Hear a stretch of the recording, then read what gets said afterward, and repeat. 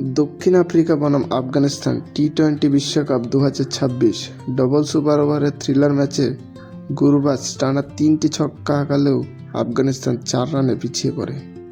দক্ষিণ আফ্রিকা বনাম আফগানিস্তান টি-20 বিশ্বকাপ 2026 গ্রুপ অফ ডেথের একটি মহাকাব্যিক ম্যাচে নির্ধারিত সময়ে নাটকীয় টাই হওয়ার পর আফগানিস্তান হেরে যায়। তারপর সুপার ওভারে টাই হওয়ার পর দক্ষিণ আফ্রিকা শেষ পর্যন্ত দ্বিতীয় টাইব্রেকারে জয়লাভ করে।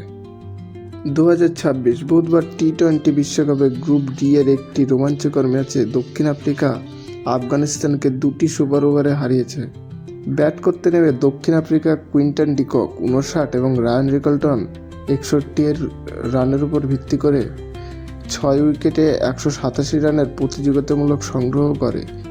জবাবে ওপেনার রহমানুল্লাহ গুরবাজ 42 বলে 84 রানের ইনিংস খেলেন, কিন্তু আফগানিস্তান 19.4 ওভারে ঠিক 187 রানে অল উইকেট হয়ে যায়, যার ফলে ম্যাচটি প্রথম সুপার ওভারে গড়ায়।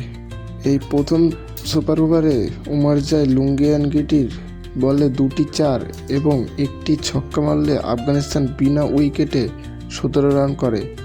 দক্ষিণ আফ্রিকার সংগ্রহ সমান হয় ও ক্রিস্টান স্টাম্পস শেষ বলে একটি ছক্কা মেরে দ্বিতীয় সুপার ওভারে পৌঁছান।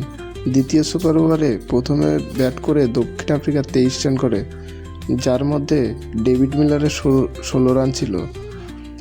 রহমতুল্লাহ গুরবাজ 3টি বলে 3টি ছক্কা মারলেও আফগানিস্তান লক্ষ্যমাত্রা অর্জন করতে ব্যর্থ হয় এবং 19 রান করে এবং দক্ষিণ আফ্রিকা নাটকীয় জয় লাভ করে।